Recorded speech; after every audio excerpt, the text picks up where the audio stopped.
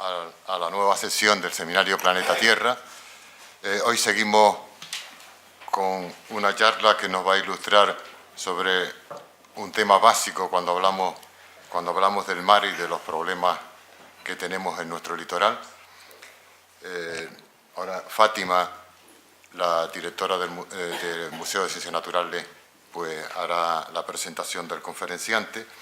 Yo solo ahora recordarles que dentro de 15 días será una nueva conferencia, cambiamos un poco la temática y la nueva conferencia para el próximo día, el tratamiento de las aguas residuales y los vertidos al mar, que es un tema ya que entramos en materia, ya hemos conocido en las conferencias anteriores en la situación que nos encontramos, y ahora en las últimas charlas ya sí vamos a hablar directamente de los problemas de contaminación que tenemos en nuestro litoral.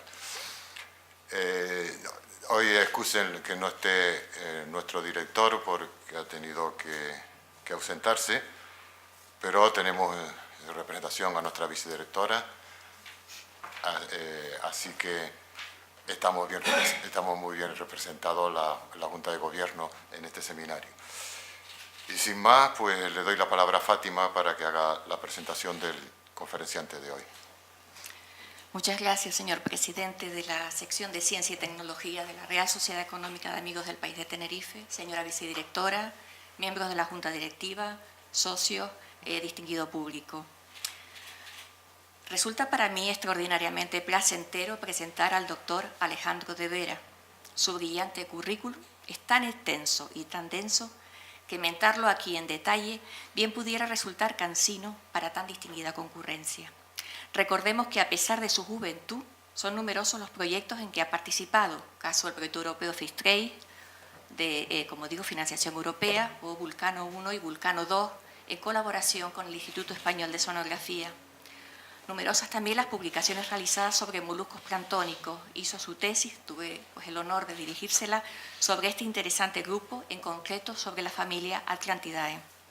Así como la serie de actividades museísticas que ha generado en su amplia labor profesional del día a día. A esto se une el hecho de conocerle de manera muy cercana, pues es un miembro del equipo científico del Museo de Ciencias Naturales que tan brillantes profesionales incluye, y tengo también hoy en día pues la enorme satisfacción y el honor de dirigir este grupo. Así que casi pudiera cerrar los ojos, olvidarme de mis notas y hablar largo y tendido, sin solución de continuidad para ustedes, sobre su figura. Algo que les aseguro no resultaría tedioso dado su carácter de investigador excelso y en especial como ser humano entrañable. Es entusiasta cooperante en proyectos comunes que llevamos a cabo en el museo, pero es esencialmente un buen compañero, así que, en síntesis, les cautivará. La conferencia de esta tarde, que a buen seguro despertará su interés, versa en torno a una comunidad sobre la que siempre que nosotros podemos, los que investigamos esta rama, esta línea, llamamos la atención.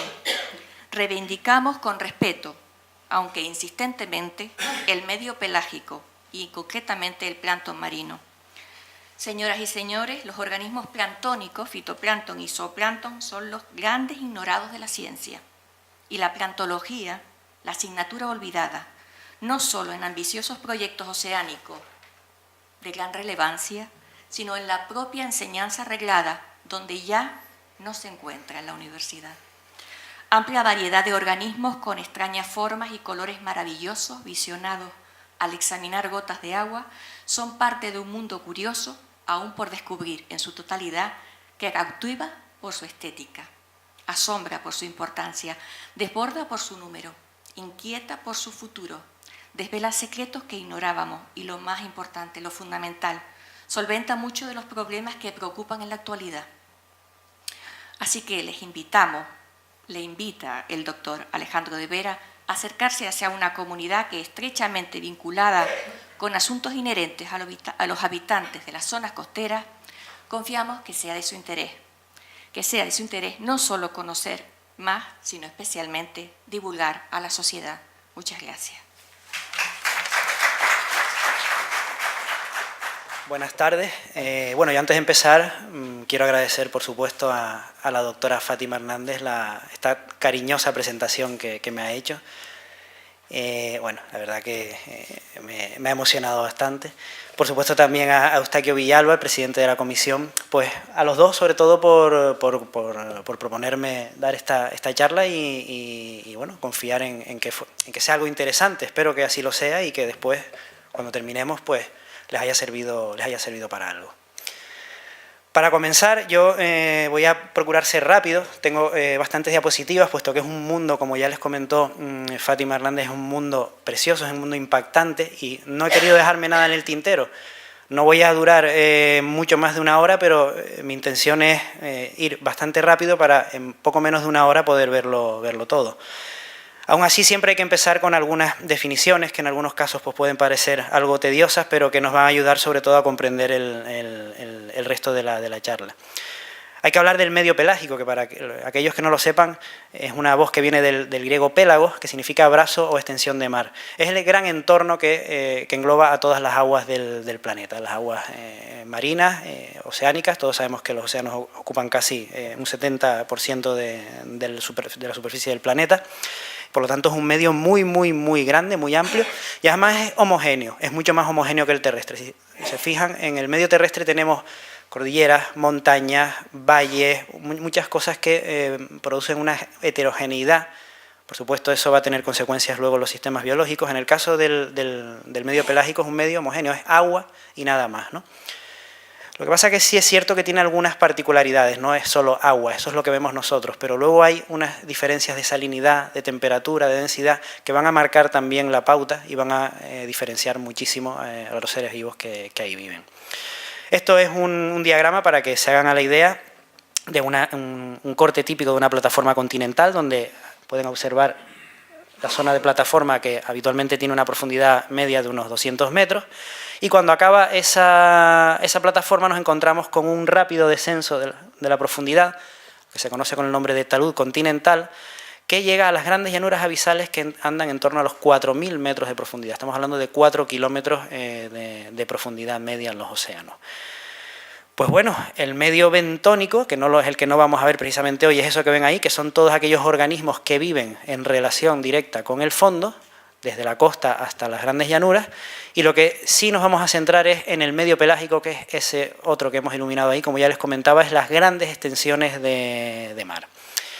Y bien, ¿y Canarias qué papel juega en este diagrama? Evidentemente, tal y como les comenté, estamos hablando de un continente, nosotros somos islas oceánicas. Pues bueno, este sería el ejemplo típico en este diagrama de una isla oceánica. Si se fijan, no tenemos extensas plataformas, surgimos directamente de las grandes llanuras abisales del océano, por lo tanto, la flora y fauna marina que nos vamos a encontrar va a ser típicamente oceánica, va a estar caracterizada porque tiene un componente fundamentalmente oceánico. En un diagrama muy rápido, ahí vemos una profundidad, un esquema donde representamos la profundidad del Atlántico. Tenemos que diferenciar también en capas, lo voy a hacer muy rápido y muy conciso, pero sí son conceptos que quiero que más o menos ustedes les suene de algo a la hora de futuras referencias. Cuando yo hable, pues ya sepan por lo menos a lo que me refiero. Los primeros 200 metros se conoce con el nombre de capa epipelágica, es la zona de producción, es hasta donde llega la luz del sol, por lo tanto es la zona donde va a haber una producción vegetal y donde van a haber algas y otros vegetales que hagan fotosíntesis. Luego hay una capa que llega a los 1000 metros que se conoce con el nombre de capa mesopelágica. Es una capa de transición, el límite lo marcan aproximadamente los 10 grados centígrados de temperatura. Y es una capa de transición porque justo debajo comienza la capa batipelágica que llega hasta las grandes llanuras, que el límite además lo marcan 4 grados centígrados, es decir, a partir de 4 grados centígrados ya se consideran aguas bastante frías y típicas batipelágicas. Y es una capa de asimilación, ahí no hay productividad ninguna, no hay producción, con lo cual todos los organismos que viven ahí dependen de lo que le cae, de lo que les llega de las capas superiores. Aquí lo vemos mucho más claro, esto es una infografía donde hemos retirado el agua de los océanos. Fíjense, bueno, por supuesto la plataforma que les comentaba antes de 200 metros de profundidad en las Islas Británicas, Francia, por supuesto la península ibérica y también el continente africano. Y como pueden ver, las Islas Canarias nacen directamente de las grandes llanuras abisales, que es todo este fondo que ven ustedes aquí. Por ponerles un ejemplo, entre Tenerife y Gran Canaria hay casi unos 2.000 metros de profundidad, pero es que entre La Gomera y El Hierro tenemos casi 4.000, 3.600, 3.700, ¿no? Ahí se pueden hacer una idea, y mucho mejor con este otro diagrama, donde esas profundidades están representadas por colores. Los colores más fríos indican mayor profundidad. Como pueden ver, bueno, el ejemplo extremo es este que les ponía, ¿no? Donde prácticamente no hay absolutamente nada de plataforma. Bien, los océanos también se mueven, aunque cuando vemos a veces una foto de nuestro planeta desde el espacio nos da la sensación de quietud, de tranquilidad. Pues bueno, no es así. Los océanos se mueven y lo hacen, evidentemente, auspiciados por el movimiento de los vientos. Como ustedes saben, nuestra atmósfera está en continuo movimiento y eso hace que también ese movimiento curse sobre los océanos, sobre la superficie de los océanos. Y en nuestro caso, en el caso del Océano Atlántico Norte, nos van a influir muchísimo estos vientos que ven ustedes ahí en rojo, que son los vientos alisios, que soplan en todo el planeta en dirección, pues bueno, evidentemente en el hemisferio sur lo hacen en dirección desde el sureste al noroeste, y en el hemisferio norte al contrario, y generan un movimiento en nuestro océano que es bastante complicado, como pueden ver ahí. Es una serie de corrientes, algunas giran hacia el norte, otras giran sobre sí mismas y demás, pero fíjense que tiene un pequeño denominador en común, que lo vamos a simplificar ahora mucho más, que es este, ¿no? Es una corriente circular, cuya rama ascendente se conoce con el nombre de corriente del Golfo, y la rama que desciende desde la península ibérica hasta las islas de Cabo Verde, nosotros estamos de hecho en medio, se conoce con el nombre de corriente de Canarias. Vuelve otra vez, evidentemente, por todo el Ecuador hasta el Golfo de México y comienza de nuevo la andadura.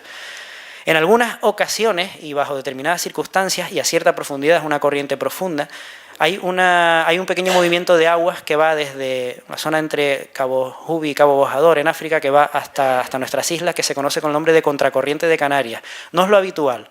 Lo habitual es que casi todos los organismos planctónicos, larvas y demás, nos lleguen siempre en la corriente de Canarias, por lo tanto van a tener una dirección de norte a sur, excepto algunos casos muy, muy concretos, sobre todo casos de tropicalización, como ya hemos visto en charlas anteriores, que es lo que realmente está ocurriendo últimamente, ¿no? Hay otro efecto muy, muy interesante que ocurre en nuestras islas, que es el efecto masa de isla, y no es otro que la creación de estos remolinos. Esto realmente, lo que están viendo ahí, es producido por el viento, pero en el mar ocurre algo muy, muy parecido, ¿no?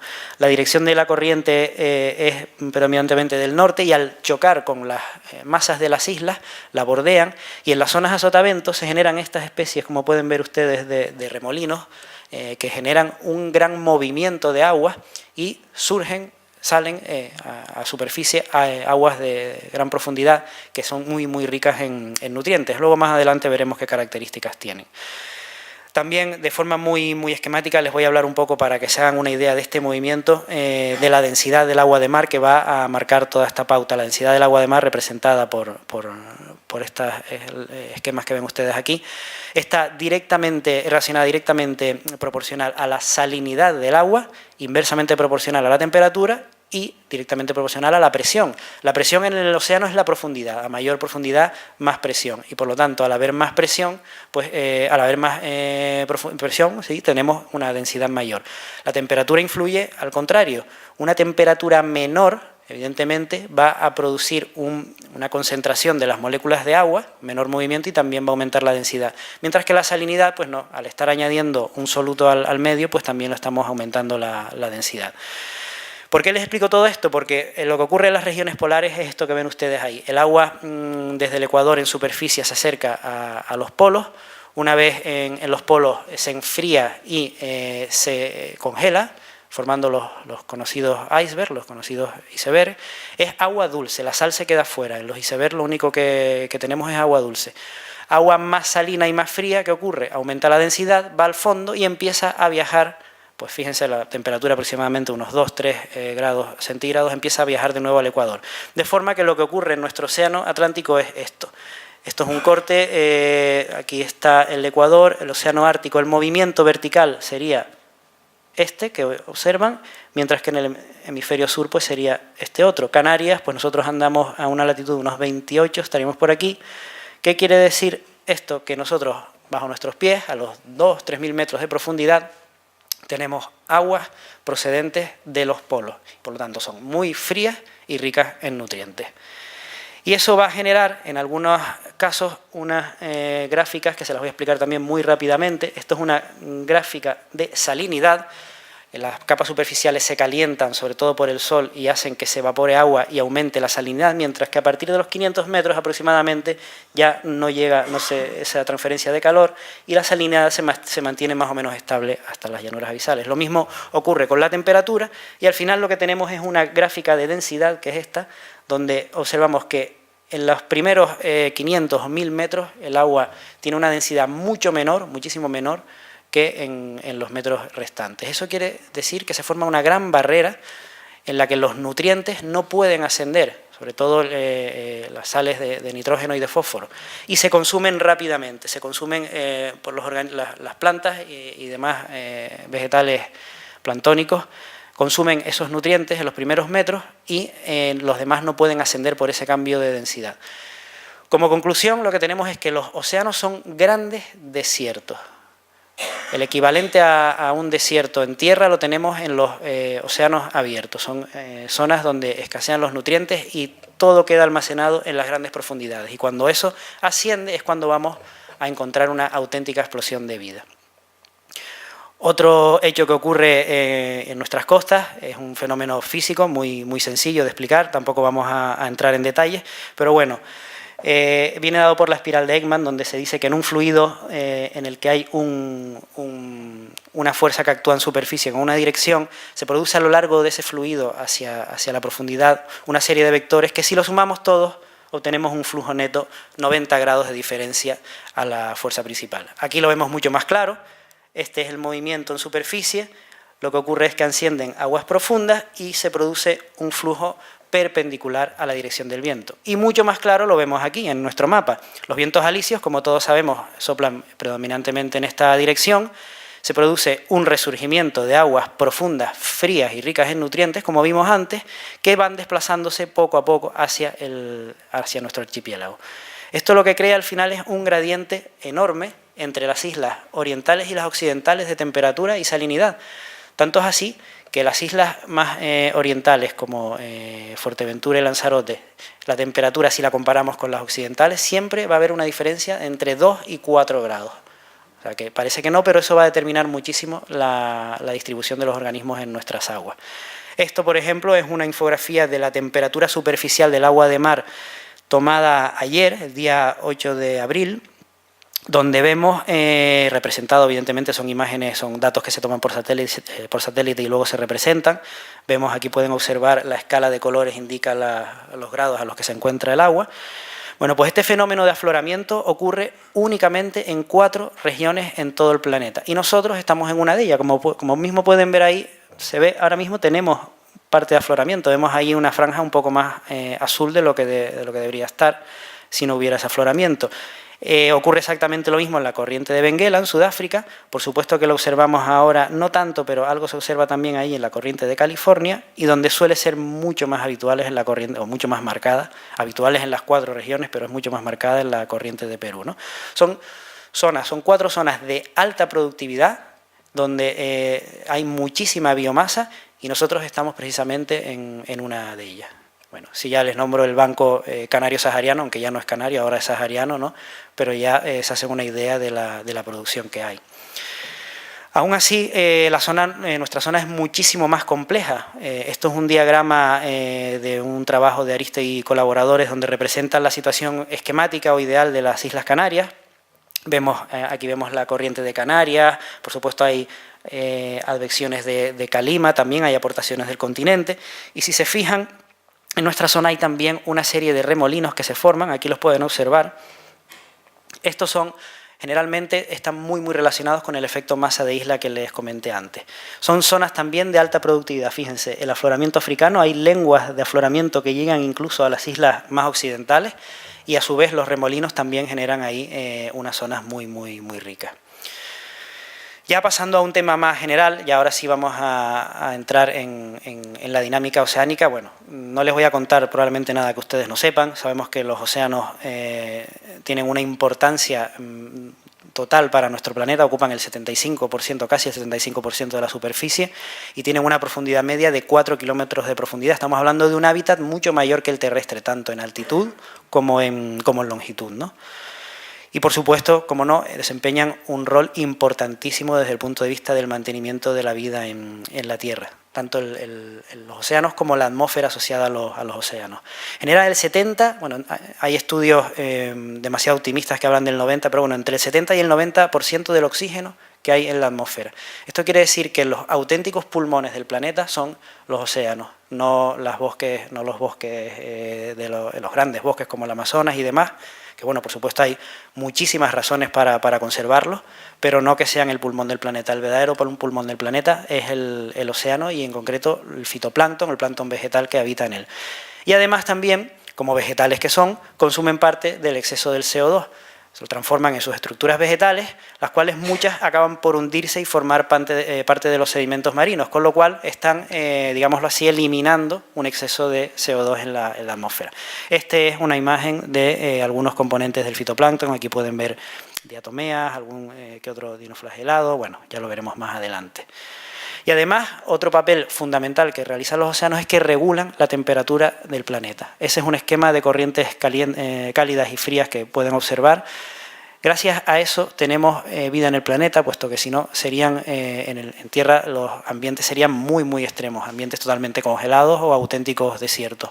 Los océanos reparten ese calor, con la gran capacidad calorífica que tiene el agua, reparten ese calor por todas las regiones. Aún así, incluso lo hacen de forma transoceánica. Hay un sistema que ya está perfectamente descrito, que es la circulación termoalina, donde grandes masas de agua se desplazan de unos océanos a otros siguiendo un patrón muy característico. Y, como no, vamos ahora ya a hablar del plancton y sobre todo la importancia ecológica que tiene. El plancton es la base de la cadena alimenticia en todos los océanos. Son los principales productores, los vegetales que existen en todo el planeta, y gracias a ellos podemos decir que sobreviven los demás, desde los pequeños peces que se alimentan directamente de él, como el resto de peces que están en la cadena trófica, incluidos, por supuesto, los grandes depredadores, como los tiburones, o las ballenas, que además, de forma particular, pues se alimentan directamente del plancton. Vamos a ver entonces qué es lo que tenemos y entramos ya en materia. Para empezar hay que comenzar definiendo lo que es el plancton, puesto que es un término que lleva mucha confusión. Mucha gente piensa que todos aquellos organismos microscópicos es la definición de plancton, que son organismos que se lo comen las ballenas, pues ya es plancton. Bueno, hay una definición exacta y correcta de plancton, además hace alusión a su nombre, al nombre plancton, que es un vocablo griego también, que son aquellos organismos con poca o nula capacidad de natación y por tanto incapaces de vencer las corrientes marinas, dejándose arrastrar por ellas. Y como comunidad que es, pues tenemos dos fracciones, una fracción de plancton vegetales que se dejan arrastrar, y también animales que se comen ese fitoplancton, que es el zooplancton, y es del que fundamentalmente voy a tratar de centrarme hoy aquí. ¿De qué dimensiones estamos hablando? Pues como ya les comenté, no todos son microscópicos. Podemos decir que la mayoría sí, la mayor parte sí, pero no todos son microscópicos. Tenemos una parte de virus en el plancton, fíjense, estamos hablando de 0,2 micrómetros, una cosa muy, muy, muy pequeña, muy complicado de ver, como casi todos los microorganismos tanto marinos como terrestres. Tenemos una fracción también de bacterias que viven en el plancton. Luego hay una parte de hongos y vegetales. Fíjense que el fitoplancton ya estamos hablando de unas dimensiones de entre 2 micras hasta 200 micras, que viene a ser 0,2 milímetros, ya algunas pueden ser casi apreciables a simple vista. Pero sobre todo, quizá el grueso, la mayor biomasa la vamos a encontrar en el metazooplancton, es decir, en aquellos animales del plancton, gran parte de ellos microscópicos, estamos hablando de menos de 1 milímetro, pero algunos de ellos que pueden llegar a medir varios metros, como algunas medusas. Y todo esto evidentemente lleva un ciclo anual, igual que ocurre en tierra, donde tenemos también una primavera, verano, otoño e invierno que afecta a los organismos terrestres, pues también ocurre lo mismo en los océanos, y es esta pequeña gráfica que muy simplificada que les he intentado exponer aquí, donde ven. Pues bueno, esto en verde es la explosión de diatomeas, ocurre en primavera, es la explosión de los primeros vegetales del año, digámoslo así, del fitoplancton. igual que ocurre en tierra, la primavera en tierra. Se produce a finales, bueno, de hecho estamos ahora mismo inmersos en ellos, en esa explosión de fitoplancton, pero inmediatamente después, a comienzos de verano, ya el zooplancton, sobre todo los herbívoros, empiezan también a aparecer, se van comiendo ese fitoplancton y acaban con él. Acaban con él de forma que a final de verano pues ya prácticamente ha ido muriendo gran parte del zooplancton y el fitoplancton y vuelve a haber un repunte otra vez con todos esos nutrientes que quedan libres de fitoplancton y, por supuesto, acompañado un pequeño repunte de zooplancton, ¿no? Con lo cual, primavera y otoño, pero fundamentalmente primavera es la época del año donde más biomasa va a haber, ¿no? En cuanto al fitoplancton, bueno, ya les he comentado, la fracción vegetal, son los principales productores del medio pelágico. Evidentemente no pueden vivir más abajo de los 200 metros de profundidad porque no llega la luz del sol. Ya les comenté que generan el 70% del oxígeno y consumen parte del CO2. Y estos son los principales grupos, los vamos a ver muy rápidamente, pero sobre todo los dos primeros en biomasa son los mayores, los dinoflagelados y las diatomeas, aunque también hay cianofisias y feofisias y también hay aptófitos. Los dinoflagelados son los dominantes, sin duda alguna, son los que se encuentran tanto en biodiversidad como en cantidad, ¿no? como en biomasa. Tienen un tamaño, ya antes lo vimos en el diagrama que les puse, dependiendo evidentemente de la especie, pues entre 5 micras, pero hay algunos que pueden llegar a ser observables a simple vista. Y de las 2.000 especies aproximadamente que hay en el mundo, en Canarias hay censadas unas 190, ya probablemente estemos cerca de las 200. Son pocas, pero también es verdad que hay muchos dinoflagelados que son bentónicos y que no están perfectamente catalogados en nuestras aguas, y también hay que decir que los dinoflagelados, la mayor parte tiene características tropicales, sobre todo en el Ecuador, en los trópicos es donde nos vamos a encontrar la gran diversidad de dinoflagelados. Son también mixótrofos, esto quiere decir que aparte de hacer la fotosíntesis, en algunos casos son capaces también de alimentarse, digámoslo así, de otros organismos. O sea, no son solo autótrofos, ¿no? Son autótrofos y heterótrofos, y de ahí el concepto ese de mixótrofos. Aquí tienen algunos ejemplos de los que tenemos en Canarias. Como ven, son una única célula con este pelito, este flagelo que les cuelga de un lateral y les ayuda a desplazarse. Y tenemos uno muy particular en nuestras aguas, este que ven aquí, Noctiluca scintillans, que como pueden ver ahí está representado ese pequeño resplandor, son capaces de producir luz propia, tienen bioluminiscencia. Estos son los ejemplares, la especie en cuestión. Y es curioso porque pueden llegar a generar, bajo condiciones determinadas también de estabilidad en la columna de agua y demás, pueden llegar a generar una explosión muy grande, estamos hablando de cientos de miles de millones de individuos, y tiñen el agua, llegan a teñir el agua de ese color, de ahí el nombre de este fenómeno, las mareas rojas. Pueden llegar a ser espectaculares. He encontrado fotos de kilómetros y kilómetros de extensión, sobre todo en zonas, ya les digo, donde quizás haya más acumulación de nutrientes, no tanto en Canarias, y en esos casos pues la bioluminescencia es espectacular, como pueden observar también en estas fotos que les pongo por aquí, ¿no? De todas formas, lo tenemos en nuestras aguas, y aquellos que se hayan bañado de noche alguna vez en el mar, sobre todo tiene que haber luna nueva, no puede haber luz ninguna, si mueven los brazos o los pies en el agua con cierta velocidad, verán unas especies como de chispas que salen, es esta especie en concreto.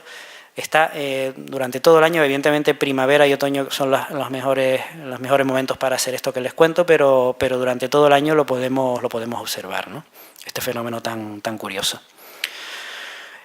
También ha generado mareas rojas en Canarias. De hecho, estas fotos que ven, sacadas por el Banco Español de Algas, fue un fenómeno que se produjo en abril de 2016 al suroeste de Gran Canaria.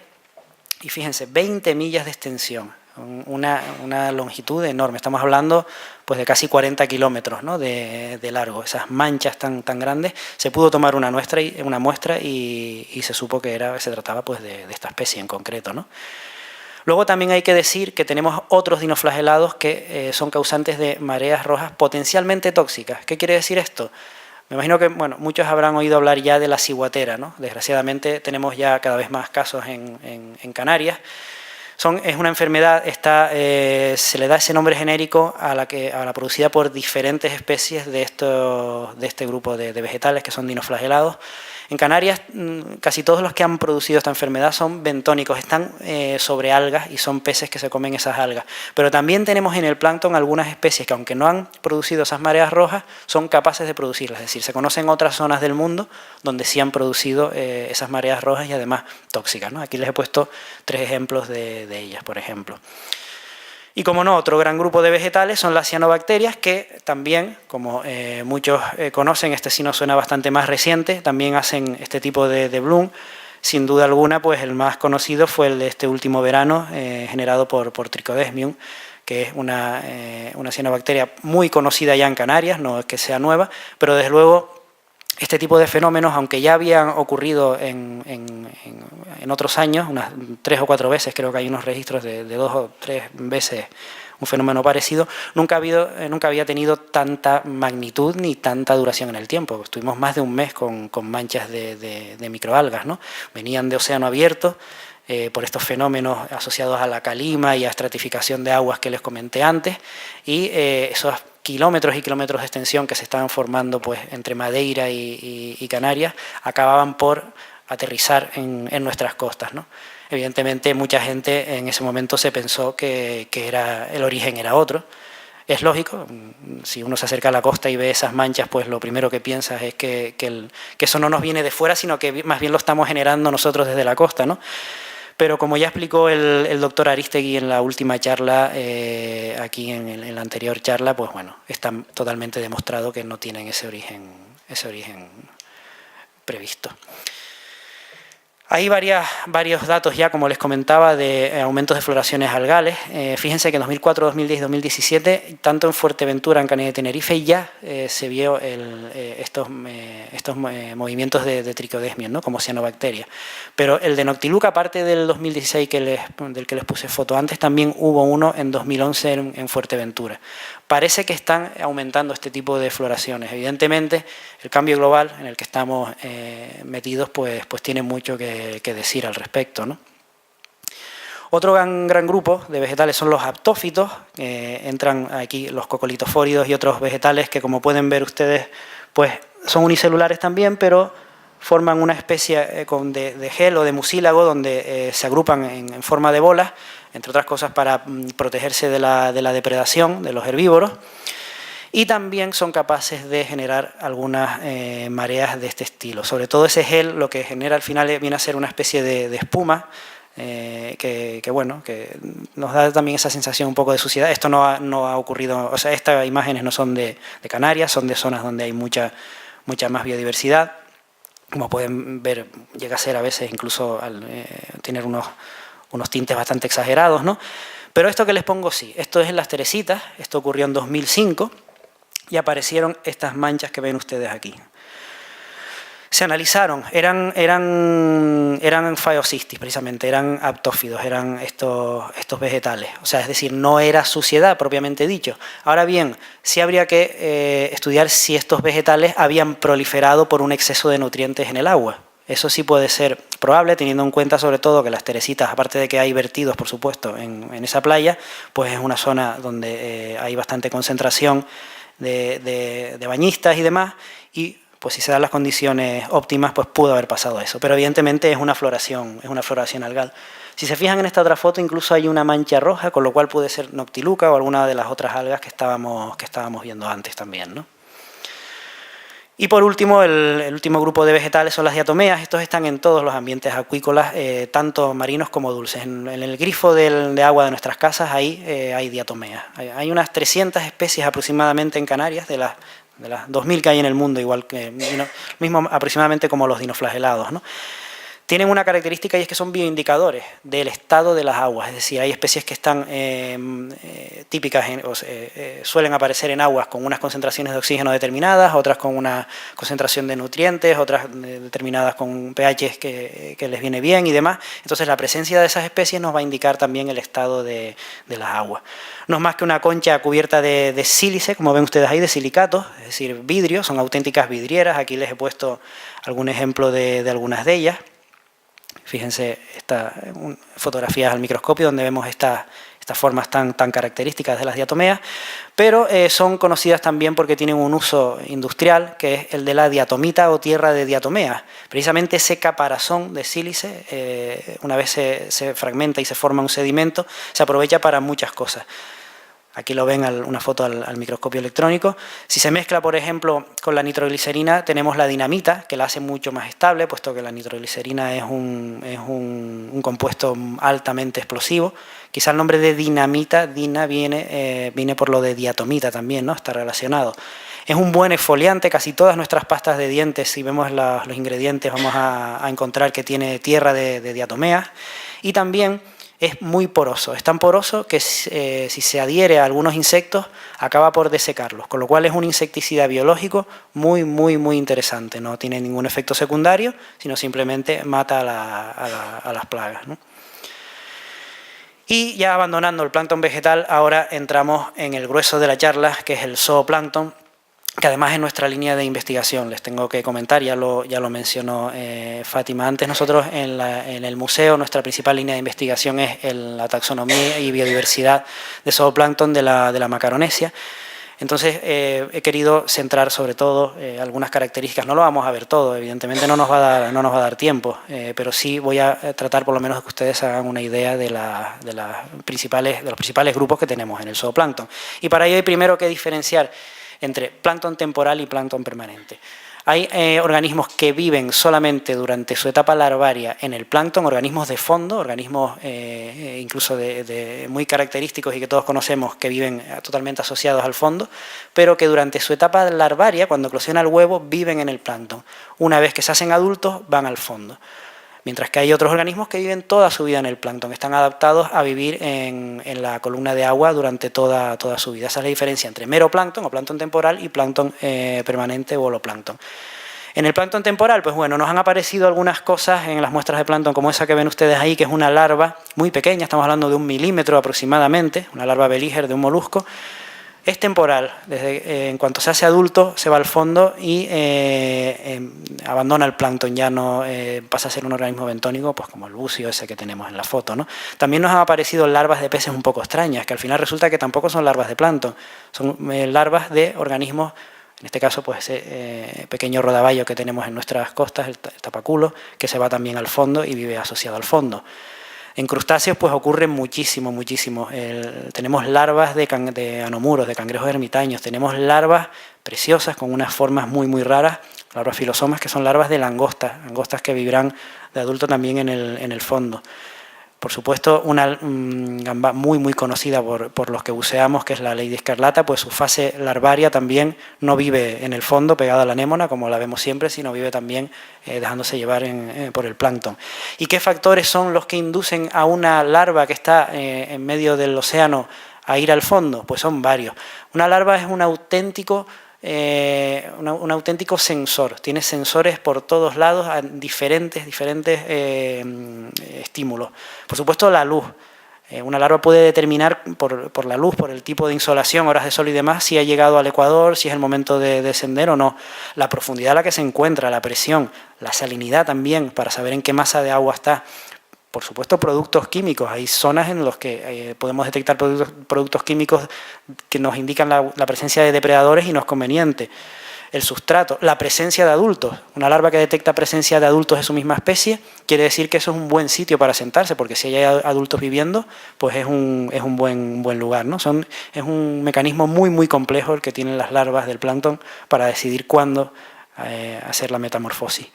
Y otra característica muy interesante y desconocida por la mayoría de la sociedad en general, que realiza también el plancton, son las migraciones nictimerales, es decir, migraciones diarias. El plancton, hay una capa, lo tenemos además prácticamente en todos los océanos, entre los 500 hasta los 800, 1000 metros de profundidad en algunos casos, de organismos muy densa de plancton, vive durante el día a esa profundidad, que está compuesta por numerosos grupos, peces, poliquetos, moluscos y demás. Pues bueno, cuando llega la noche, esa capa detecta precisamente que ya no hay luz en la superficie y asciende. Y se queda durante toda la noche en esa superficie. Unos aprovechando para depredar y otros aprovechando para esconderse de los depredadores. Fundamentalmente la idea es depredar aprovechando que, como dice el refrán, de noche todos los gatos son pardos, ¿no? ¿Qué pasa? Que los que viven durante el día en superficie, algunos de ellos tienen alguna estrategia y de noche lo que hacen es que descienden precisamente huyendo de esos depredadores. Pero también tenemos numerosos organismos que viven en la capa abisal y en las llanuras, que hacen ese tipo de movimientos también, ya no tan influenciados por la luz, porque a esa profundidad no llega luz, pero también hacen movimientos enormes, tanto de subida como de bajada. Estamos hablando de animales de poco más de 1 milímetro en muchos casos, que pueden llegar a desplazarse casi 1 kilómetro a lo largo del día, ¿no? Imagínense eso si lo hacemos, si lo extrapolamos a un ser humano, pues sería como ir por la mañana, ir a trabajar caminando pues 100 kilómetros y regresar por la noche otra vez esos 100 kilómetros después de trabajar. Son migraciones muy, muy, muy complejas. Evidentemente, luego llega el día y vuelve otra vez cada uno a la capa en la que se encontraba. Esto es un corte de una ecosonda en una campaña en Fuerteventura. Fíjense, aquí hay una cantidad habitual de plancton debido a la luz solar, hay producción, pero luego toda esta mancha que detecta la ecosonda, entre los 500 y 700, esa es la capa de reflexión profunda que les estaba comentando antes, ¿no?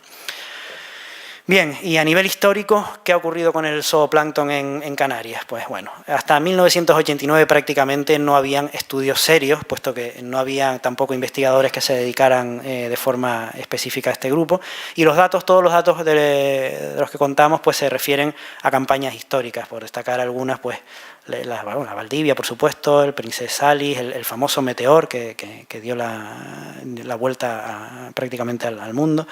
Por supuesto que hasta el Calipso de Cousteau también estuvo en Canarias y recogió algunos materiales, el Discovery, el Tideman, en fin.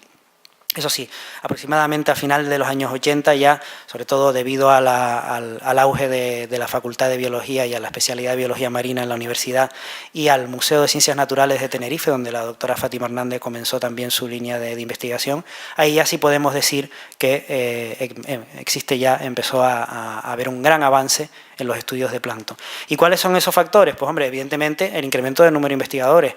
Ha habido ya muchos alumnos, la facultad ha ido formando a numerosos alumnos en plantología que se han dedicado a estudiar este campo hasta ese entonces desconocido.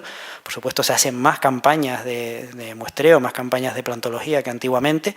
Y otra cosa es muy importante, también hay metodologías ya de muestreo mucho más profundas. Yo he puesto ahí más de 1000 metros, pero en la última campaña Vulcano, por ejemplo, se pudo arrastrar en el volcán del Medio, entre Tenerife y Gran Canaria, pudimos hacer un arrastre a casi 2000 metros de profundidad, ¿no? Están saliendo, por lo tanto, ejemplares muy, muy interesantes. ¿Y cómo se muestrea el plancton? Pues de esta forma que ven ustedes aquí. Esto es una campaña que hizo el museo a las Islas Salvajes. Esto es una red de plancton. Tiene una malla muy, muy fina, estamos hablando de unas 200 micras, donde se filtra el agua, pero no el plancton.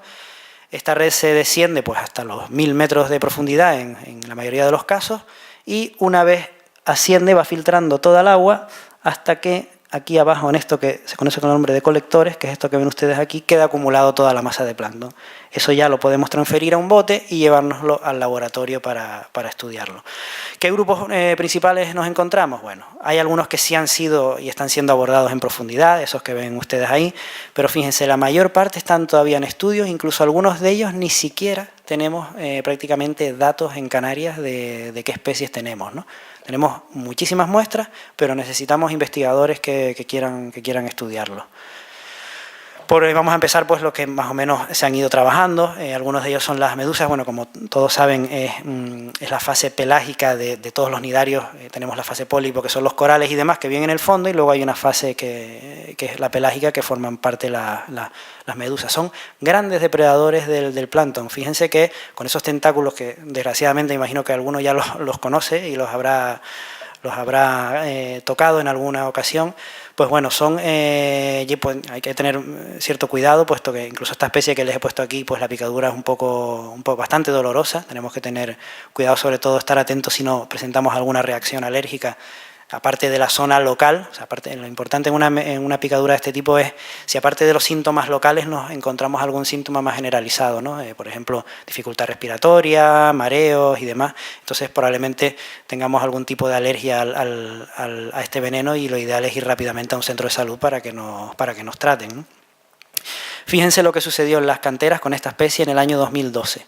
Se retiraron, es una noticia, leí que los servicios de limpieza retiraron 3 toneladas y 260, bueno, casi nada, ¿no? Casi 3 toneladas y media de medusas de esta especie. Fíjense cómo estaba la orilla.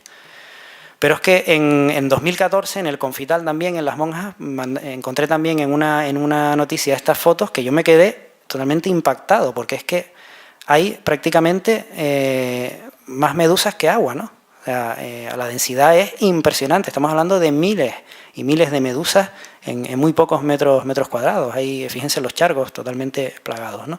Son esos fenómenos que les comentaba antes, que son temporales, donde hay un afloramiento de nutrientes, se dispara toda la cadena trófica del plancton y a partir de ahí, pues, numerosas especies proliferan de forma temporal, ¿no?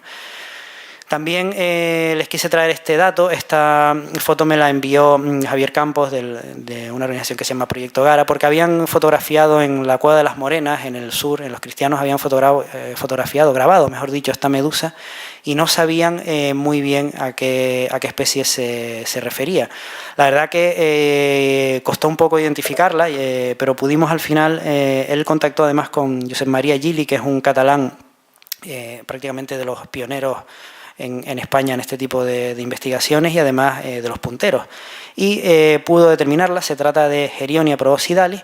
Lo curioso es que es el segundo registro para Canarias porque el primero fue en 1961, es decir, bueno, tiene tanta importancia este segundo registro como el primero, ¿no? Después de 50 años de este registro. Fíjense que es una medusa bastante característica. Voy a salir de la presentación porque les tengo aquí, a ver. Encontré el vídeo que grabaron en YouTube y es este, fíjense qué ejemplar más bonito y como forma de natación que tiene, ¿no? Forma parte del plancton, es decir, puede nadar, tiene cierta capacidad de natación, pero evidentemente no puede contrarrestar las corrientes marinas, con lo cual pues acaba muchas veces en las costas, como la invasión que vimos antes de Pelagia en las canteras. Evidentemente, sobra decir que las medusas no quieren morir en tierra, simplemente son incapaces de nadar y desplazarse hacia donde ellas quieren. El problema es cuando se encuentran con una masa como una isla, ¿no?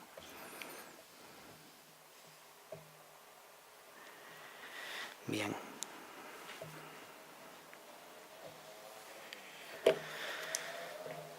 Otro fotógrafo, Teo Lucas, me envía también, en su momento me envió esta porque era impresionante. Me dijo que la medusa medía más de 1 metro de largo, ¿no? Es Drimonema, es una medusa muy característica, es una sifomedusa.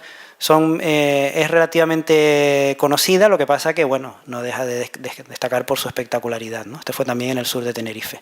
Luego hay muchas que son, de hecho la mayoría son microscópicas. Tenemos unas 20 especies, aproximadamente 14, 15, 20 especies en Canarias y la mayor parte de ellas pues no son casi visibles a los humanos. Estos son algunos ejemplos de las más comunes que encontramos nosotros en las muestras de plancton, como Pantacon, por supuesto, Ropalonema es otra muy habitual, o Esmintea, que como pueden ver pues todas tienen esa característica forma de medusa.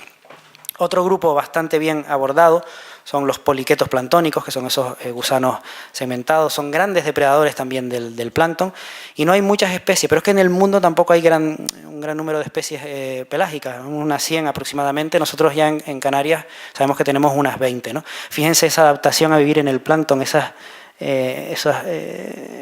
quetas, esas patas tan largas, transparentes, algunos, bueno, estos por supuesto los tomopteridos tienen esa forma tan característica, pero luego esta especie, fíjense Vanadis, cómo puede elongar la probóscide para depredar sobre sus principales presas. Ojos grandes también es una característica típica de adaptación al plancton. Cuando vives en la columna de agua tienes que tener muy buena visión para ver lo que te rodea. Procurar ser transparente o tener toques transparentes como este para que no te vean también. No tienes donde refugiarte, no vives en el fondo, no puedes ocultarte en ningún lado, tienes que pasar desapercibido, ¿no? Otro gran grupo, y en este caso pues le tengo especial cariño, puesto que son el fruto de mi tesis doctoral, son los moluscos planctónicos. Son 2 grandes grupos, tanto pistobranquios como prosobranquios. Son grandes carnívoros también. Fíjense que tenemos aproximadamente unas 47, ya hemos llegado a 50 especies en Canarias de las 150 que hay en el mundo, ¿no? Fíjense la caracola, es una caracola, pero con una gran adaptación al plancton también. Todo lo que le comentaba antes, transparencia, ligereza para no hundirse, con una quilla que le impide hundirse, ojos relativamente grandes. Algunos incluso han llegado a perder la concha o la tienen reducida a esto que ven ustedes aquí. El resto es un cuerpo totalmente elongado y adaptado a la natación. El pie se ha convertido incluso en un ala para poder nadar. Y a otra a la que le tengo especial cariño, puesto que en una de las campañas del museo precisamente apareció una especie que no podíamos identificar y al final pudimos llegar a darnos cuenta que era una especie nueva para la ciencia. Le pusimos, bueno, no fuimos muy original con el nombre, la verdad, era procedente de las Islas Salvajes, le pusimos Atlanta selvagensis. Lo que pasa es que es cierto que está en toda la corriente del Golfo, ya ha aparecido en Canarias, ha aparecido en Cabo Verde y es una especie que ya sabemos que está en todos lados, pero fíjense, hasta el año 2006 totalmente desconocida para la ciencia, no tenía ni nombre, ¿no? Otro ejemplo de molusco, fíjense qué animal tan extraño, son dos fotos, una me la envía también Teo Lucas en Los Gigantes y otro un fotógrafo de Rada Azul, Joaquín Gutiérrez. Estamos hablando de un animal de casi 30 centímetros de largo, con lo cual es bastante llamativo. Es un molusco también, este sí ha perdido incluso la concha, este ya evolutivamente no tiene ni siquiera concha y está totalmente adaptado a vivir a la vida planctónica. En algunos casos, como en este, fíjense este cangrejo que ven, se adhieren a otros organismos que viven también en el plancton y viven en simbiosis. Luego hay otros como estos que son, la concha es totalmente alargada y desenrollada para también tener mayor flotabilidad. Incluso hay babosas marinas que pierden la concha como esta, cuyo nombre científico, Desmopterus papilio, pues ya lo de papilio nos indica mucho, ¿no? Se parece muchísimo a una mariposa. Y también babosas totalmente casi transparentes, excepto por los órganos internos, como este nudibranquio, que apareció precisamente, lo recolectó en una campaña que dirigía Fátima Hernández, lo recolectaron en el Hierro una noche, estaba en superficie además, y también estamos hablando de 3 o 4 centímetros, se podía ver casi a simple vista, ¿no? Pero es un nudibranquio, pero en este caso planctónico, totalmente planctónico. Y también hay que decir que nos han aparecido cosas interesantes en este proyecto, que es el que les comentaba antes, en el que estamos participando, junto a las dos universidades canarias, el Instituto Español de Oceanografía, que es el promotor, el principal promotor, y otras instituciones. Como saben, en el año 2011 hubo una erupción submarina en el Hierro, no llegó a emerger, pero sí es verdad que durante bastantes meses pues, cambiaron las condiciones oceanográficas de la zona. Bueno, este proyecto lo que tratamos de averiguar es si han cambiado las condiciones, ya no físico-químicas, que lo hacen los otros compañeros que trabajan en él, sino nosotros tratamos de ver si la biota planctónica ha cambiado, es decir, si la distribución de los organismos en el plancton han cambiado en las zonas afectadas por el volcán o no. Y entre muchas sorpresas que hemos encontrado, pues es ese otro nudibranquio que ven ahí, que viene a ser prácticamente se describió, la descripción original habla de Islas Canarias, pero no se había encontrado hasta ahora, estamos hablando del siglo XIX, pues hasta ahora no había aparecido en nuestras aguas, con lo cual es el primer, podemos considerar, después de la descripción original, que es el primer registro para las aguas de Canarias. Dentro de los decápodos, bueno, esto es un grupo muy complejo, no vamos a ver, la mayor parte incluso son larvas de decápodos que viven en el fondo, hay muchos menos son los holoplanctónicos, pero entre ellos hay sobre todo hay unas metamorfosis muy complejas, hay estadios larvarios hay especies que pueden llegar a pasar por 7, 8, 9, 10 estadios larvarios donde ya se complica muchísimo la identificación. Sin ir más lejos, esta especie es la misma que esta es la larva, y este es el adulto. Fíjense qué diferencias, ¿no? A ver, el que se dedica a estudiar este tipo de decápodos, vamos, ahora que tiene un trabajo, un gran reto por delante, ¿no? Hay otros que están totalmente adaptados también a la vida planctónica y, por ejemplo, esta gamba, fíjense, transparencia, es elongada para flotar más, ojos grandes y separados para tener buena visión en 3 dimensiones, es una larva, una gamba típica adaptada a la vida planctónica. Y luego otras muy curiosas como esta que también sirvieron para describir su presencia en Canarias por primera vez, ¿no?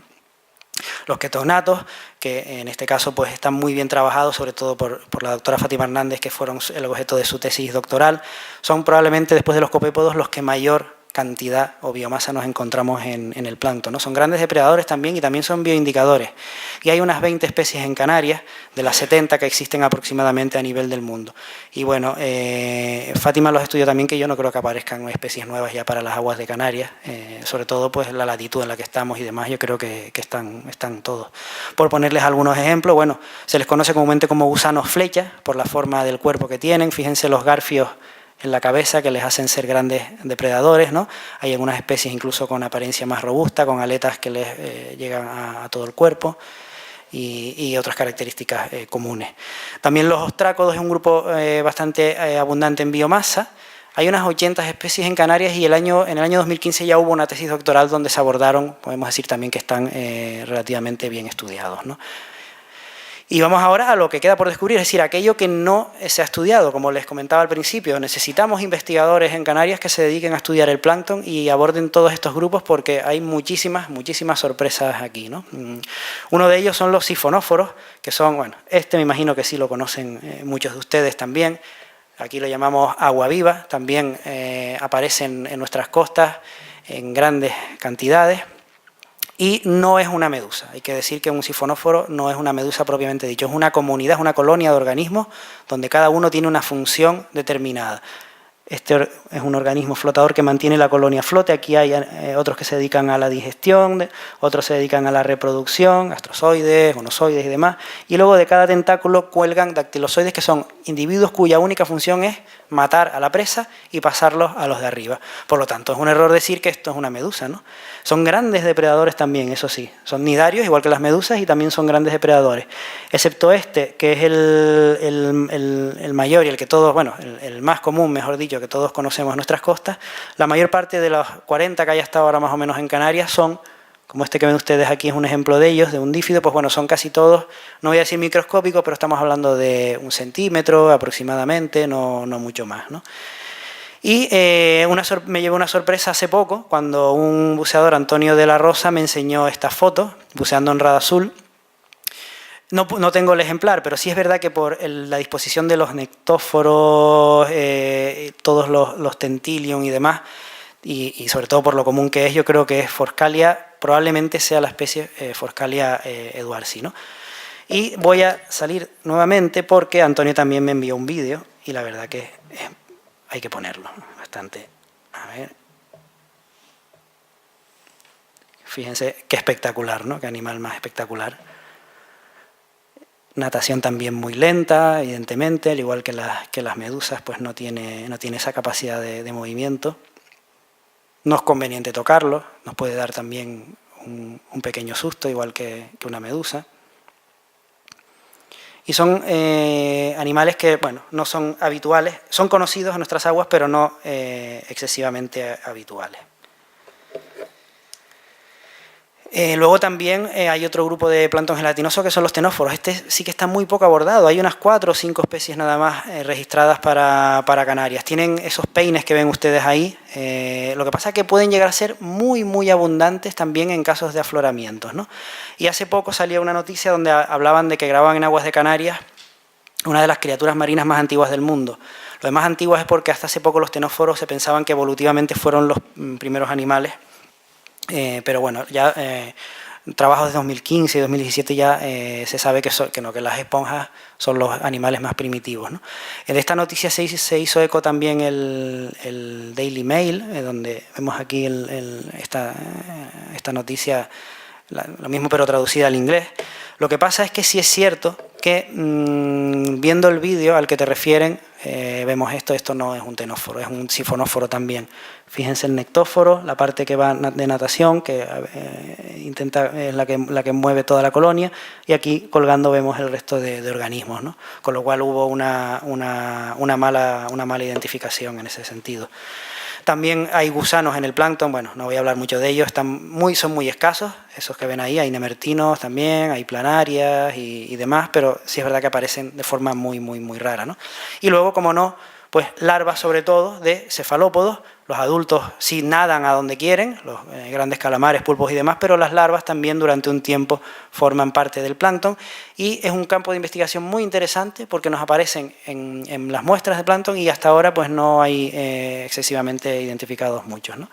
Otros crustáceos, bueno, los copépodos, estos son los más abundantes de todos, los encontramos, fíjense que hasta el 90% de una muestra de plancton son copépodos. ¿Por qué? Porque son los principales herbívoros del plancton, están en la base de la cadena alimenticia, incluso de la cadena alimenticia dentro del plancton también, estos son prácticamente la base. Y son muy diversos, tenemos casi 700 especies ya censadas para Canarias, pero claro, es que hay 10.000 en el mundo, ¿no? Otros como los misidáceos, que son los camarones canguros, se les llama así porque no ponen huevos, sino que las crías nacen dentro de una especie de bolsa o marsupio y salen y entran en el abdomen de la madre hasta que se hacen adultas. Bueno, pues tenemos 50 especies en Canarias, anfípodos también, otro orden de crustáceos, también tenemos unas 40, pero estaría muy bien dedicarse de lleno a ellos para ver y aumentar seguro que aumenta la biota de anfípodos de Canarias con un buen estudio. El krill eufausiáceo, eufausiáceos me imagino que no les dice mucho, pero si les digo la palabra krill ya les suena un poco más, ¿no? Alimento de ballena. Ahí, son muy comunes sobre todo en los polos, hay unas 20 especies en Canarias, pero claro, no se suelen ver mucho excepto cuando ocurren cosas como esta, que es un fenómeno que nuestros compañeros de la universidad hicieron una nota al respecto, que es nota sobre el varamiento masivo de Eufausias giboides, esta especie, en esta playa de Radazul. Bueno, esta es la especie en cuestión, arriba tienen la hembra que es un poco mayor que el macho, abajo tienen el macho, y lo que apareció fue eso que ven ustedes ahí, la playa totalmente cubierta, estamos hablando de ejemplares de 1 centímetro, 2 aproximadamente, pero estamos hablando de miles de ejemplares por metro cuadrado, ¿no? Una cosa totalmente exagerada. Fíjense, ahí vemos algunos ejemplos un poco más de cerca. Esto ocurre normalmente por lo que les comentaba al principio de las migraciones diarias. Estos animales que viven normalmente entre los 600 metros de profundidad, de noche ascienden a superficie y si en ese momento la corriente los empuja contra la costa, pues a la hora de descender ya evidentemente quedan varados, ¿no? No es muy habitual. Pero fíjense que ya ha ocurrido, se sabe que ha ocurrido en más ocasiones. Desde el año 74 es el primer registro, pero en La Gomera, en Tenerife, incluso otra especie, no siempre ha sido la misma, aquí vemos que también en otras ocasiones ha sido otra especie, y con una periodicidad pues relativa, ¿no? Es un fenómeno natural, digámoslo así. En cuanto a, tunicados, ya por último son los últimos componentes en el plancton desde el punto de vista evolutivo, porque son cordados, igual que nosotros somos también cordados, tenemos una espina nerviosa dorsal, igual que estos animales. Lo que pasa es que tienen una organización corporal muy sencilla, son filtradores de plancton y nada más, y también forman colonias, ¿no? Hay unas 30 especies aproximadamente de tunicados. Hay varias clases, hay unos apendiculariáceos, como ustedes ven ahí, esto es la cola y todo el cuerpo lo tienen en esa masa que ven ustedes ahí. Estos solamente tienen reproducción sexual, no tienen los dos tipos.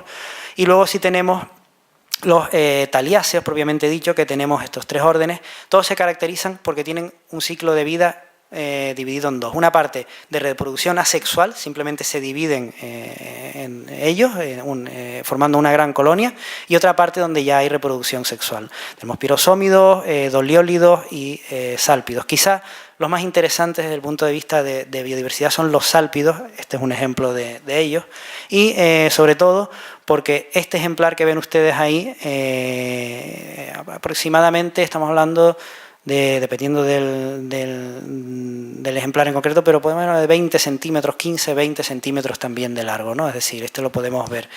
Y cuando se divide de forma asexual, pues lo que nos encontramos es eso, una cadena muy asociada también a momentos de afloramiento exagerado.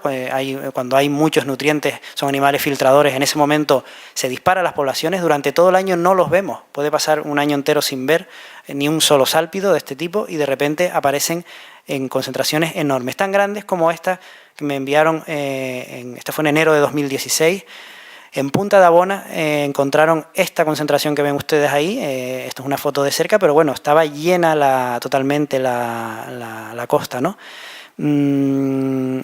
A ver si tengo otra foto. Ahí ven un ejemplar sacado ese día en Punta de Abona, con lo cual, pues como les comentaba, estamos hablando de 10, 15 centímetros. Pero lo curioso es que ese día me mandaron fotos desde Tabaiba, Rada, Sul, Guimar, hasta el Porís, varios buceadores me iban mandando fotos de que veían algo parecido. Entonces estamos hablando de una extensión de casi 100 kilómetros, 100 kilómetros no, pero sí por lo menos 40 kilómetros de largo. Imagínense las miles de ejemplares de una especie que durante todo el año no aparece, no la ven, y de repente pues nos encontramos con eso, ¿no? Otro grupo parecido son los tunicados, en este caso forman un barril. Fíjense que pueden llegar a medir esos barriles filtradores varios metros de largo también. Y por último ya abordamos el plancton de peces o ictioplancton. Son aquellos peces que no son capaces tampoco de nadar lo suficiente y por lo tanto también forman parte del plancton porque se dejan arrastrar por las corrientes.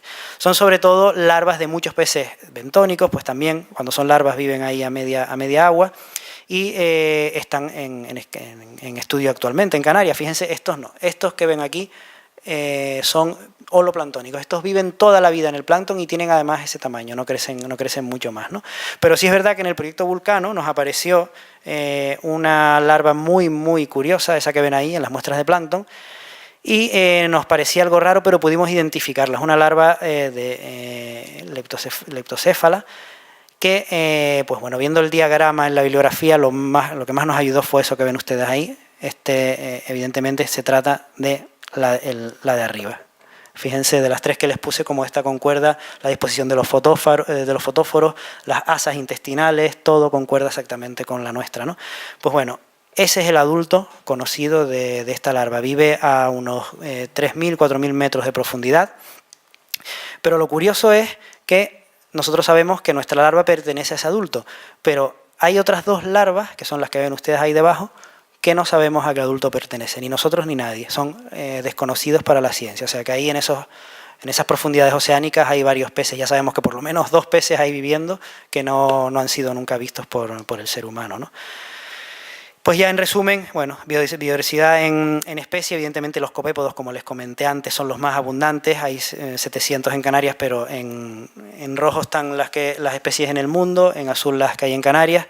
Fíjense que hay 10.000 en el mundo, ¿no? Igual que, bueno, medusas hay muchísimas, hay unas 1.000 aproximadamente, tenemos 20, quizás no estén todavía bien estudiados, igual que también, pues como les comentaban, los gusanos y demás, ¿no? Mientras que el resto de grupos, pues bueno, poco a poco van siendo estudiados. A nivel mundial también nos damos cuenta que los copépodos siguen siendo, en Canarias no tenemos una gran representación, y mientras que hay otros como eufausiáceos y por supuesto poliquetos que sí parece que están mejor distribuidos en todo el mundo, ¿no? En un trabajo que hicimos en el año 2008 se recogieron las principales novedades que hemos ido a lo largo de todos estos años encontrando en el plancton, incluso las primeras citas donde vemos que hemos encontrado, bueno, sobre todo medusas, heterópodos, moluscos y poliquetos, pues hemos publicado al respecto bastante, con lo cual son grupos que están relativamente bien estudiados. Y ya por último les voy a hablar de las principales amenazas a las que se enfrenta el plancton, que pues, debido a su característica, a su gran distribución y demás, pues no son tantas como otras, pero sí es verdad que quizá tienen una envergadura bastante mayor.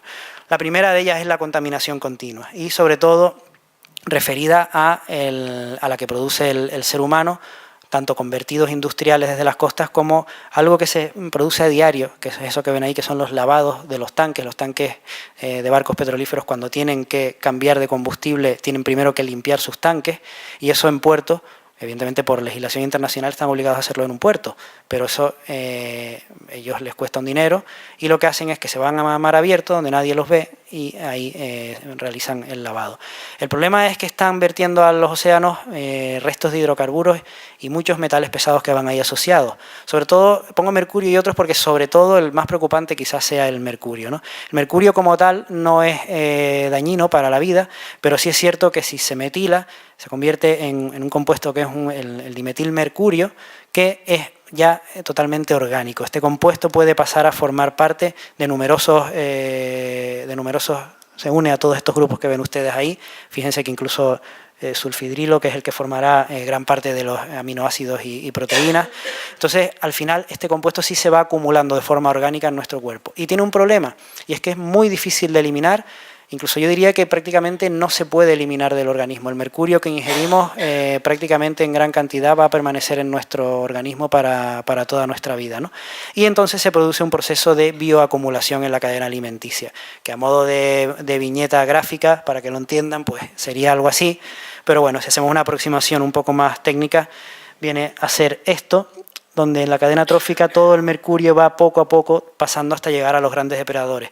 De forma matemática lo vemos aquí, ¿no? Pocas concentraciones de mercurio en el agua implican que los depredadores las vayan asimilando cada vez más, mientras que al final el gran depredador ha ido acumulando todo ese gran mercurio. Tanto es así que hay estudios ya que hablan de algunos ejemplares de pez espada y atunes. Pues este, por ejemplo, es un estudio de 2008 donde se habla de concentraciones por encima de las permitidas, tanto en pez espada como en marlín azul. Aquí hay otros, también concentraciones superiores a las permitidas por la Comunidad Europea en atunes del Mediterráneo, en sardina y en otro atún también en Guipúzcoa, ¿no? Quizás hay algunas cantidades ya preocupantes. Y el último informe que he encontrado de la Agencia Española de Seguridad Alimentaria y Nutrición es del año 2010, donde ya ellos recomiendan que hay ciertos grupos de la población que no deberían de consumir ni atún ni pez espada, entre otros, que son, pues, por ejemplo, embarazadas y niños menores de 3 años. Ellos recomiendan que no deben de consumir atún. Y niños de entre 3 y 8 años, entre 3 y 10 años, algo así, pues solamente 2 veces por semana y una cantidad determinada, ¿no? De todas formas, no sé si es alarmismo o no, pero sí creo que es algo para lo que tendremos que preocuparnos, ¿no? Y el otro gran motivo de preocupación en cuanto a contaminación ocurre en esta zona. Es muy visible, es el mar de los sargazos, que debido a que no hay corrientes, ahí se acumula una gran cantidad de algas flotantes, sargazos fundamentalmente, de ahí el nombre, es un gran ecosistema de vida, pero el problema es que ya no solo nos encontramos sargazos flotando, sino nos encontramos muchas otras cosas. Tanto es así que hay ya proyectos que se han dedicado a muestrear y en concreto en el Atlántico Norte han detectado una mancha de basura, fíjense, de 200.000 fragmentos por kilómetro cuadrado, y más de 1 millón de kilómetros cuadrados de extensión tiene esa mancha, ¿no? Eso que ven ahí es un muestreo hecho en esa mancha. Han venido a costa y fíjense todo lo que han encontrado flotando en medio del Atlántico con un pequeño muestreo, ¿no? El problema de estos plásticos es que muchos de ellos se fragmentan y acaban ingeridos por los organismos marinos, con las consecuencias que ello trae. Pero, ¿qué pasa con el plancton? Pues también llegan a fragmentarse tanto que se convierten en microplásticos que son incluso ingeridos por el plancton. Ya tenemos, este es el de los primeros trabajos que encontré en su momento sobre plástico y plancton, relación de plástico y plancton, que data de 2001. Ha habido muchos más trabajos y probablemente este sea de los más recientes. Este está más si mal no recuerdo, este está en abierto, este se lo pueden descargar y lo pueden leer, que habla del transporte que hay de microplancton a través de los larváceos, los tunicados que vimos antes, ¿no? Las alpas. Es un tema ya realmente preocupante. Y tanto es así que ahora me quedan 10 minutitos, voy a permitirles por favor que me dejen un tiempo más, pero les voy a poner este vídeo donde vemos cómo por primera vez unos investigadores, creo recordar que noruegos, detectan el plancton ingiriendo plástico. Esas manchas verdes que ven son microplásticos, están ya en todo el océano y fíjense cómo organismos, esto es un copépodo como el que vimos antes, fíjense cómo han detectado que llegan incluso a ingerirlos, ¿no? Llegan a formar parte ya del propio organismo. No les digo más, imagínense esto, cómo se va también bioacumulando con los siguientes depredadores en la cadena trófica y al final tenemos pues peces que están totalmente cargados de plástico. El problema es que los peces también se los come alguien, entre ellos nosotros, ¿no? También nos comemos esos peces. Y ya el problema no es tanto el plástico en sí, sino los compuestos que tienen asociados muchos plásticos, que algunos actúan incluso, por ejemplo el bifenol, actúa como disruptor endocrino, es decir, actúa suplantando el papel que hacen las hormonas en el organismo y nos pueden llegar incluso a generar problemas de ese tipo, ¿no?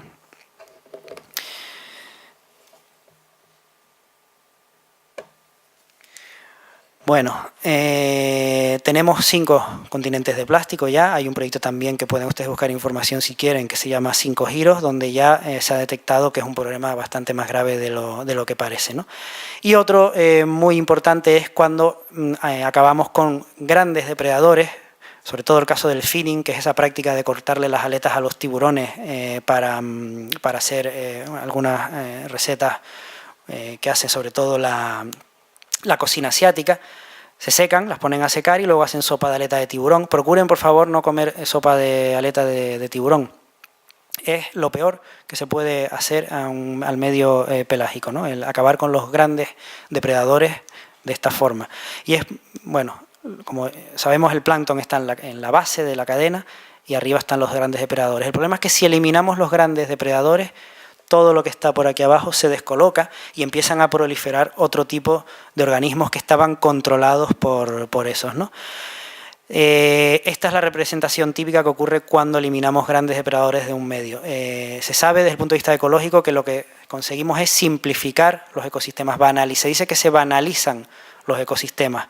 Al final nos quedan solamente las medusas que hacen el rol de todos estos depredadores, y tenemos únicamente pequeños organismos planctónicos y medusas como grandes depredadores de peces. Y proliferan las medusas. Al final, probablemente esto que veíamos antes de las canteras, a lo mejor es una consecuencia de la simplificación de los ecosistemas, sobre todo si lo empezamos ahora con los años a ver pues, cada vez con más frecuencia, ¿no? Y ya por último, la otra amenaza es el cambio global, del que tampoco voy a hablar mucho, puesto que ya los otros conferenciantes ya han hablado al respecto. Por supuesto, viene determinado como factor principal por el aumento de las temperaturas de los océanos. Esto es una situación normal en agosto en nuestro archipiélago. Y fíjense este evento tan extraño que ocurrió en agosto de 2004, donde las aguas llegaron se calentaron de sobremanera, llegaron a algunos incluso a una temperatura de 26, 27 grados, lo cual es un auténtico disparate para aguas de Canarias, ¿no? Ha habido luego calentamientos también parecidos, pero no tan exagerados como ese, ¿no? Eso lo que provoca al final es, esto es una gráfica hecha donde vemos las diferencias con las medias de cada 3 meses y vemos que efectivamente el planeta, esto es el agua de mar, esto ya no es la atmósfera, no es el aire, no, esto es el agua de mar. Nos damos cuenta que el planeta se calienta y el agua también, los océanos también se calientan. Nosotros hemos encontrado bioindicadores también, precisamente en estos moluscos que al principio les ponía. Estos son 2 especies que están consideradas en la bibliografía como especies tropicales, claramente tropicales. Nosotros en la isla del Hierro son las principales. También es cierto que son las aguas más tropicales, las de las islas occidentales, pero nos han aparecido densidades bastante grandes de esta especie en aguas de la isla del Hierro. Pero es que en los últimos años hemos visto que en las islas centrales, las muestras que hemos ido recopilando en las islas centrales, también ha aumentado su presencia. Con lo cual en el plancton también hay bioindicadores de esta tropicalización y de este cambio global, ¿no? Fundamentalmente es el CO2, hay varios gases de efecto invernadero que provocan ese calentamiento, pero fundamentalmente, como ven ustedes ahí, el principal es el CO2.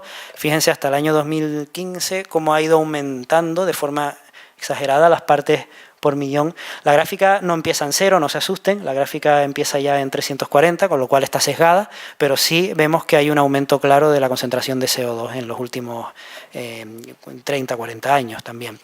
Y el problema en los océanos que no ocurre en tierra es que aparte del calentamiento tenemos un factor químico, y es que el CO2 al disolverse en el mar, por supuesto ocurre esta reacción química, primero se forma un ion bicarbonato para luego ya con ayuda del calcio formar los caparazones de muchos organismos de carbonato cálcico, pero en ese proceso sale un protón. Como ustedes saben, el aumento de la concentración de protones en el medio lo que estamos provocando es una bajada del pH, es decir, estamos acidificando el océano por cada molécula de CO2 que se disuelve procedente de la atmósfera. Y eso, aunque parece en teoría que puede ayudar a formar las conchas de carbonato cálcico de corales y moluscos, realmente el ácido disuelve el carbonato, con lo cual la acidificación está provocando serios problemas de disolución de conchas.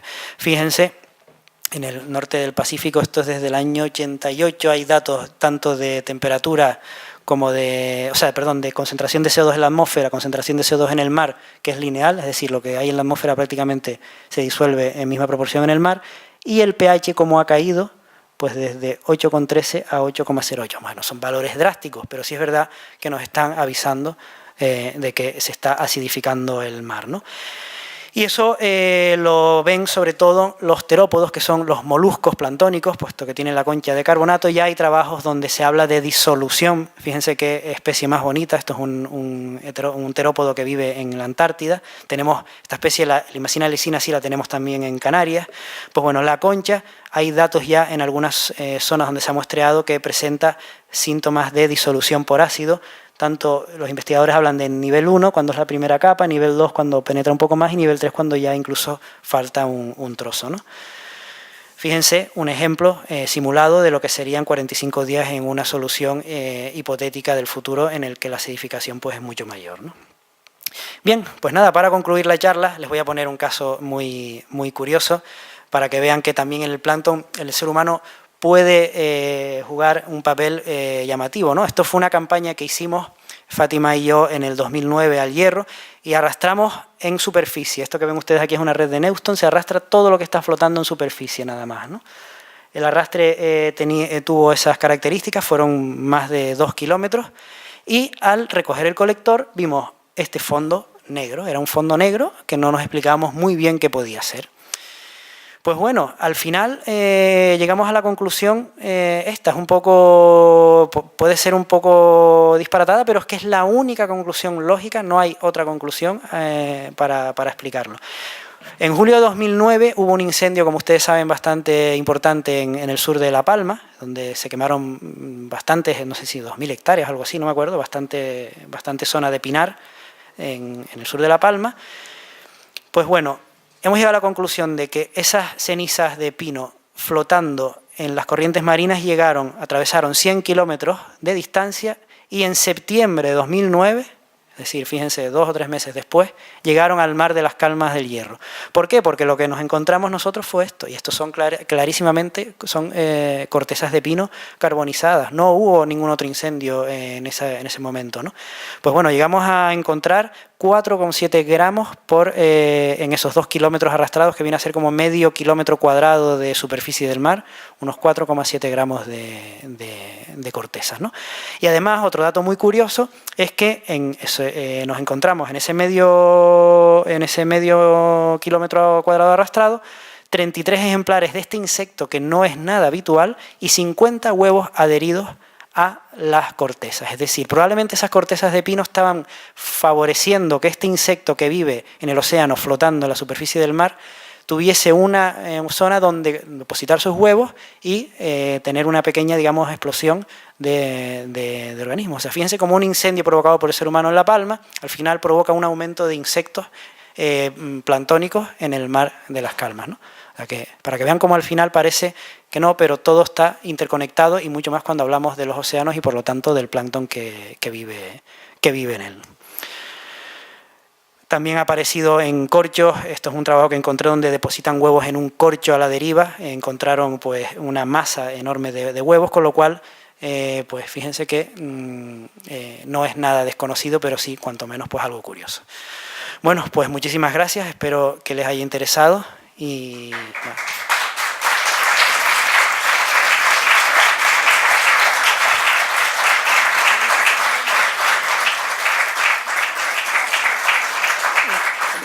No sé si tenemos tiempo para preguntas o coloquios. Sí.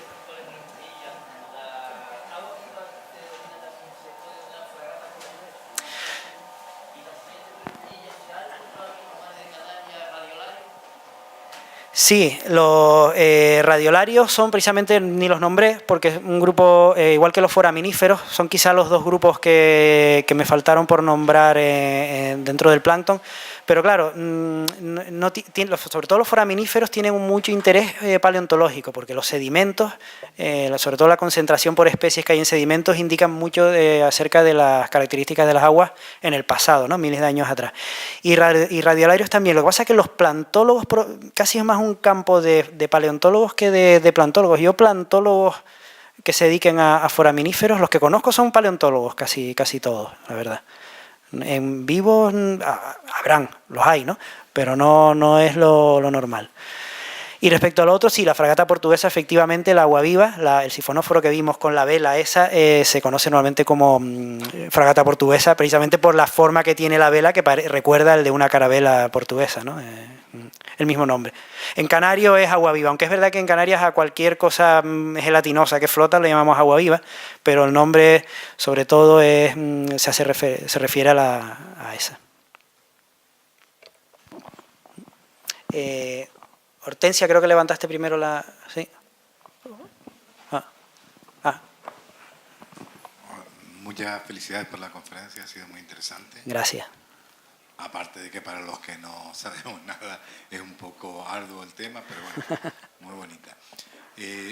Con respecto a la invasión esa que hubo de algas o de animales, ¿no se podía haber recogido o eso sería... por lo menos hacer un intento de recolección o de sacarlo de las playas o no tenía ninguna incidencia en la salud o era mejor dejar? En principio, quitarlas o no hubiera sido más un tema estético que otra cosa, ¿no? Lo más que se conoce que haya producido Trichodesmium es una ligera dermatitis por contacto y no a todo el mundo, ¿no? Sino también probablemente personas que tienen cierta predisposición a eso. Porque yo conozco gente que se bañaba así, apartando las algas con la mano y no le pasó nada, ¿no? Hay otras, tanto cianobacterias como dinoflagelados, que sí son tóxicos, bueno, las que les comenté antes, por ejemplo, de la ciguatera, ¿no? Aunque también es verdad que uno no va comiendo por ahí dinoflagelados por el mar, pero en este caso, con lo de las microalgas, hubiera sido estético. Sí es cierto que, sobre todo porque, claro, llegan a costa cuando ya se han muerto, empiezan a podrirse, huele mal, es un tema que es desagradable, ¿no? Entiendo que bañarse en eso pues no es muy agradable. Pero no hubiera supuesto, al ecosistema no hubiera supuesto nada, quitarlas o dejarlas. Y luego tampoco parece ser que afectara, no aparecieron, suelen a veces aparecer asociados peces muertos y demás, pero en este caso no parece que afectara ni siquiera ecosistemas costeros. No apareció nada muerto. Con respecto a lo de los continentes atlánticos, ¿no hay forma de retirar? Eso es muy complicado porque ¿cómo diferencia una máquina o una técnica o algo, cómo diferencia de lo que es plancton de lo que es plástico? Ahí está todo mezclado, el plancton con el plástico. Yo leí hace tiempo un artículo de un sueco que había inventado una máquina para hacerlo, pero nunca me quedó claro cómo lo hacía, porque es que es difícil. Vamos a ver cómo puede separar una cosa de la otra, ¿no? Hasta ahora no hay nada, vamos.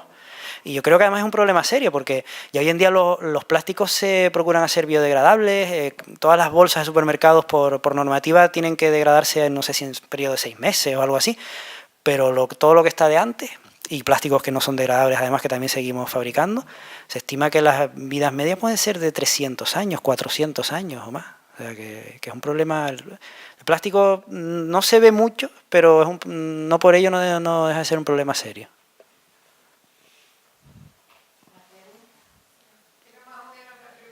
Ah.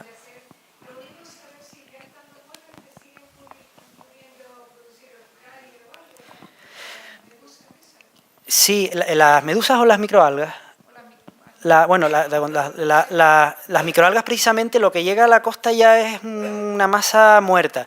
Son los exopolímeros esos que se liberan cuando se muere, que es lo que en algunos casos puede provocar urticaria, ¿no? Y luego de las medusas y aguas vivas yo no me fiaría, vamos, ni muerta ni... No, porque además conozco casos de aguavivas secas que como les caiga algo de agua se vuelven a ir, por lo menos, hombre, no reviven, ¿no?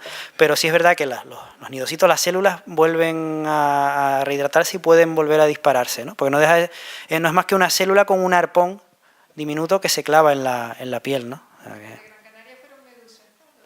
Las fotos de Gran Canaria eran medusas, no eran aguavivas, sino eran medusas.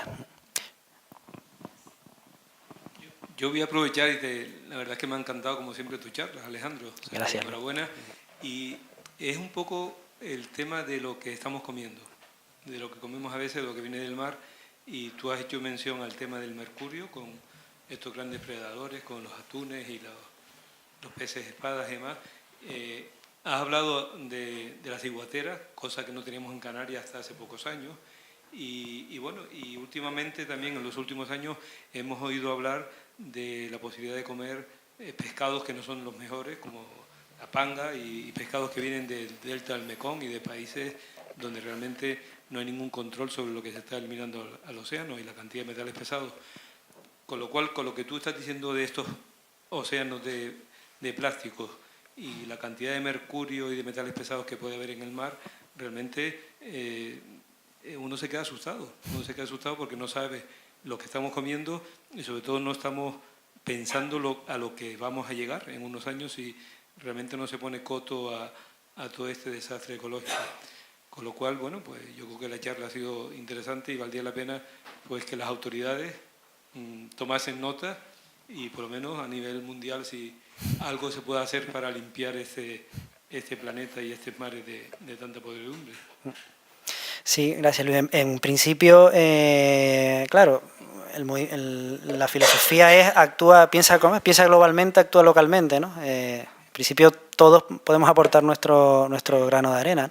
Lo que sí es cierto es que el océano siempre ha sido el gran vertedero, porque como es algo que no se ve, es como el que en su casa levanta la alfombra y barre y lo mete todo debajo de la alfombra, ¿no? En el fondo sigues teniendo el problema, lo tienes en otro sitio y no lo estás viendo, pero lo sigues teniendo. Y yo creo que el caso del mercurio y todas estas cosas es el claro ejemplo de eso, ¿no? A gran escala. Estamos contaminando poco a poco el océano y el problema sigue estando ahí.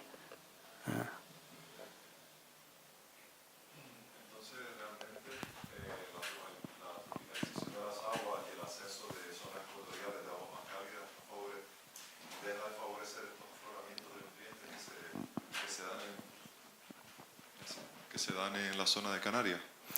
No, en principio lo que hace el cambio global, la temperatura, en el plancton hace exactamente lo mismo que en los organismos del bentos, del fondo, que ya conocemos, y es que cambia la distribución de especies. O sea, hay especies, en el plancton también hay especies tropicales y especies más afines a aguas más frías, ¿no? Entonces el aumento de temperatura hace que esas especies de aguas más cálidas aumenten su presencia aquí también, ¿no? ¿Cuál es el problema?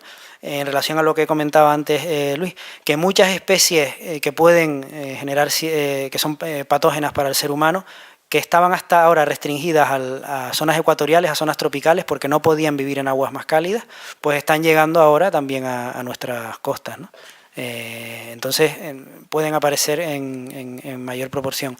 Lo que pasa es que los afloramientos es otro fenómeno distinto. Los afloramientos son aguas profundas.